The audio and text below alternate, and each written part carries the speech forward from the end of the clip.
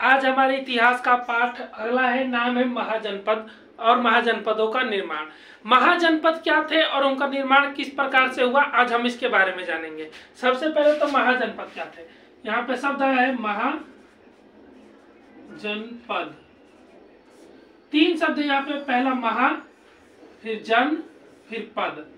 सबसे पहले जानते हैं जन। जन मतलब जनता, लोगों का बड़ा समूह, ठीक है। पद मतलब पांव, ठीक है।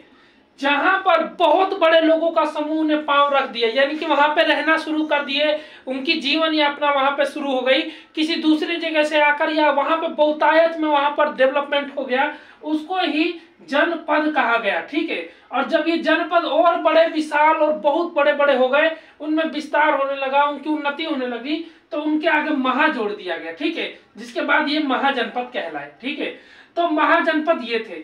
भारत में कुल मिला के 16 महाजनपद है, और इसकी जानकारी हमें बौद्ध धर्म के किताबों से और जैन धर्म के किताबों से मिलती है कि वो 16 महाजनपद कौन थे। यानी कि 16 राज्य थे। कब? छठी ईस्वी, ठीक है। जब गौतम बुद्ध और का समय चल रहा था, उस समय की बात है ये। तब यहाँ पे इतने 16 महाजनपदों की बात की गई है। ये 16 महाजनपद बहुत विशाल थे, बहुत उन्नति की थी अपने समय में। और इनमें भी सबसे जो बड़ा महाजनपद था वो मगध महाजनपद था, जो कि बिहार में था। और उस समय बिहार बहुत ज्यादा उन्नति किया था। आज के बिहार की तरह बूचड़ नहीं था, एकदम, समझ रहे ना, ऐसा नहीं था। वो बिहार था। अभी फिलहाल में जो दिल्ली की हालत है, ऐसी थी उस समय बिहार की हालत, ठीक है। तो ये 16 महाजनपद कौन कौन से थे, हम इनके बारे में जानते हैं। एक रफली मैप बना लेते हैं।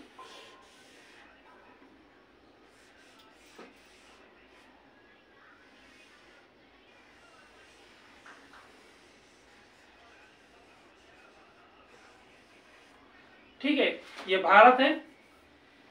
16 महाजनपदों का मैंने नाम इस तरफ लिख दिया है, और उनकी राजधानियां। ये 16 महाजनपद है और 16 राजधानियां हैं, ठीक है। इन 16 महाजनपद की 16 राजधानियां थी। और कौन कौन से महाजनपद कहां पर थे, इसके बारे में हम जानेंगे। पहला आता है अंग महाजनपद। अंग महाजनपद बिहार में ही थोड़ा सा ऊपर था।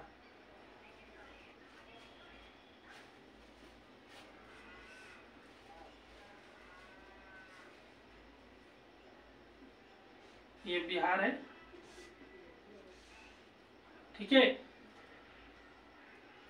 ये उत्तर प्रदेश, हम अपने काम वाले इलाके को रख लेंगे। ये राजस्थान ले लेते हैं, मध्य प्रदेश, आंध्र प्रदेश, ठीक है। इतने में ही थे। ये नेपाल।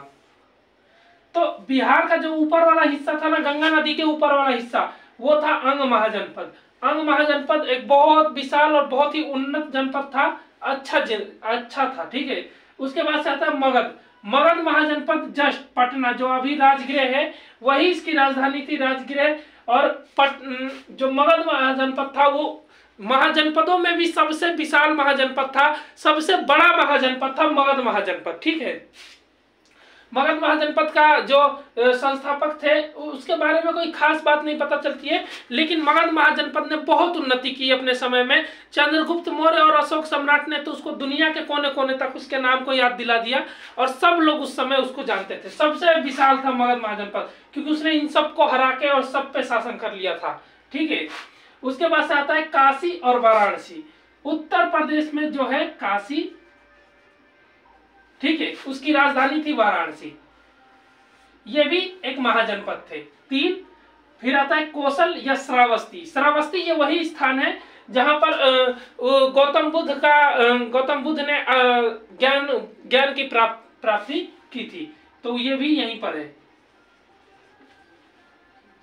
फिर आता है वज्जी या वैशाली। वज्जी या वैशाली जो महाजनपद था,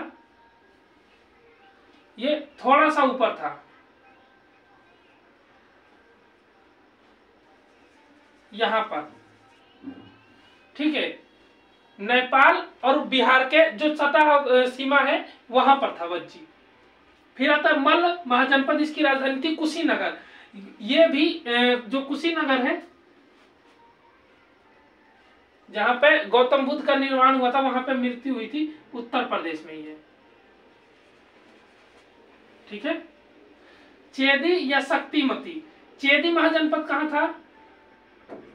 उत्तर प्रदेश के नीचे वाला हिस्सा यहाँ पर। ठीक है, जिसको अभी बुंदेलखंड या बघेलखंड के नाम से जानते हैं, वो वाला हिस्सा ही चेदी महाजनपद था।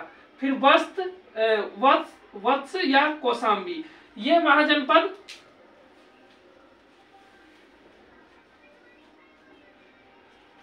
बाहर था। ठीक है। फिर आता है कुरु या इंद्रप्रस्थ, ये अभी वर्तमान में जो दिल्ली है ना वही थी, उस समय कुरु और इंद्रप्रस्थ। ठीक है। पांचाल, इसकी राजधानी थी अहिछत्रपुर। पांचाल महाजनपद कहाँ था?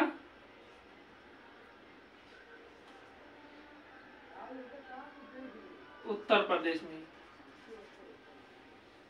मत्स्य महाजनपद, इसकी राजधानी थी विराटनगर। मत्स्य का अर्थ होता है मछली, और मछली रहती है पानी में, मगर राजस्थान में कोई पानी नहीं है और यहीं पर था मत्स्य महाजनपद। सुरसेन या मथुरा, ये भी उत्तर प्रदेश में था।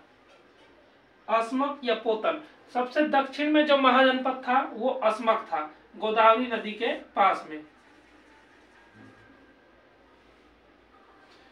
अवंती या महिष्मती, मध्य प्रदेश में। ठीक है।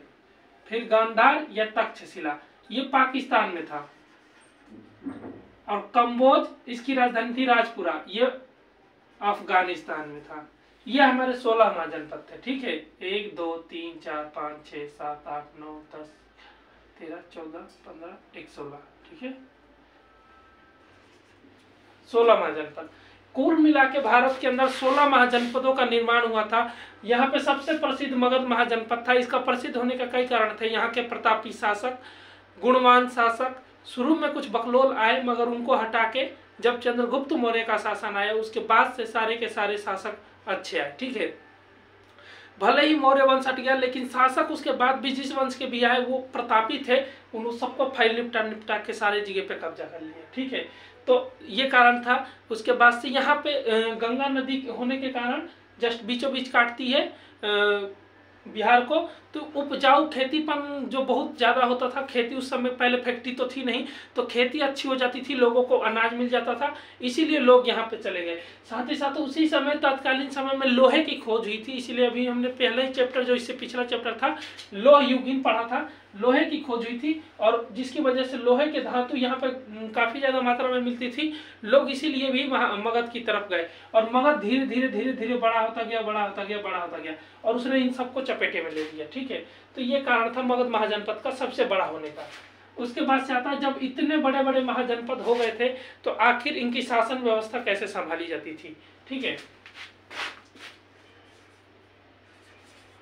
शासन व्यवस्था,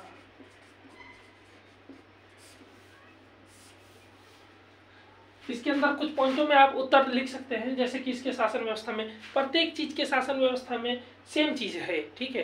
पहला राजा, मंत्री परिषद। ठीक है। वैसे ही इसकी था, इसमें भी राजा हुआ करते थे, हर राज्य का अपना एक राजा हुआ करता था, लेकिन कुछ राज्य ऐसे बताए गए हैं जहाँ पे राजतंत्र नहीं गणतंत्र था।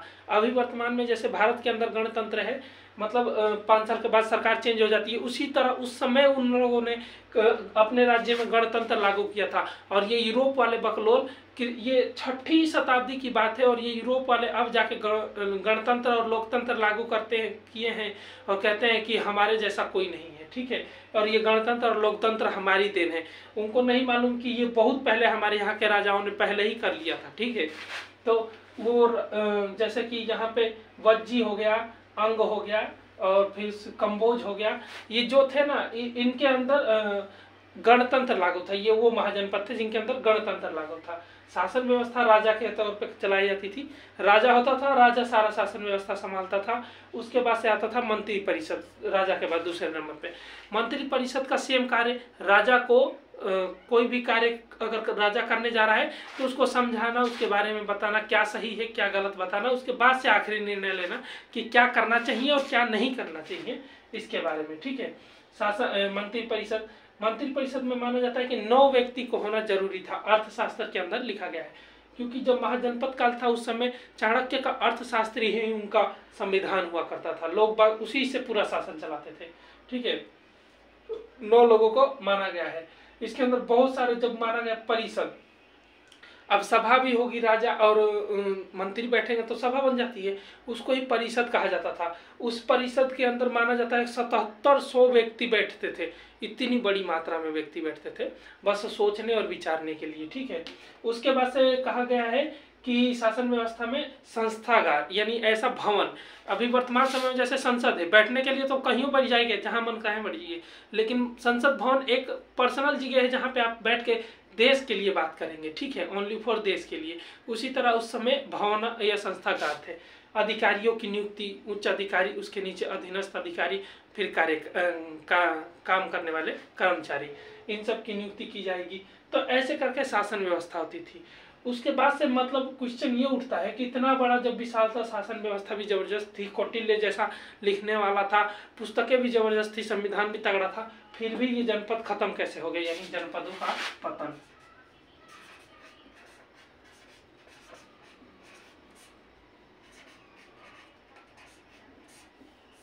ठीक है, जनपदों का पतन कैसे हो गया। जो इतने बड़े विशाल का जनपद थे, इनके पतन का कई कारण था। इसमें सबसे विशाल का मगध था, उसने तो कुछ को लपेट लिया था, लेकिन बहुत सारे थे। आप उत्तर प्रदेश में देखिए, गजर गजर गजर भर, लग रहा है कि कोनो दाना उठा के फेंक दिया है। ठीक है, इस तरह भरे हुए हैं। ये छोटे छोटे इलाके थे, और जब बाहरी आक्रमण हुआ तो वो क्या हुए, या फिर आंतरिक ही कल है। ठीक है, वो उसको मार दिया, उसने उसको मार दिया, बस उसकी गद्दी खाली हो गई, किसी दूसरे ने लूट लिया, अपने राज्य में मिला लिया।